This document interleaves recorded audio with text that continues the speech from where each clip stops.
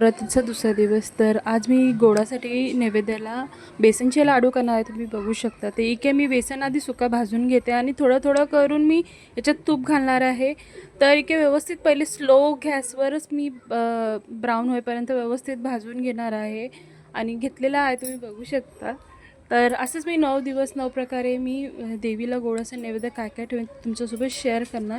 देखील तुम्ही बघू शकता बेसन खूप सुंदर भाजून घेतलेलं आहे, तूप सुटले आहे. थोडंसं थंड करून मग ह्याच्यात मी 1 वाटी बेसन तर अर्धा वाटी साखर घेतलेलं आहे, व्यवस्थित मिक्स करून घेणार आहे. पहिले मी बेसन थंड करून घेतलेलं आहे आणि ह्याच्यात मी 1 चम्मच वेलची पूड घातलेली आहे आणि व्यवस्थित मिक्स करून ह्याला लाडू बनवायचा शेप देते. तर 1 वाटी बेसन पिठामधून आपल्याला 6 ते 7 लाडू तयार होतात. तुम्ही बघू शकता आणि खूप सुंदर तयार झाले होते माझे नैवेद्याचे लाडू. तर व्हिडिओ आवडले असेल तर लाईक शेअर सबस्क्राईब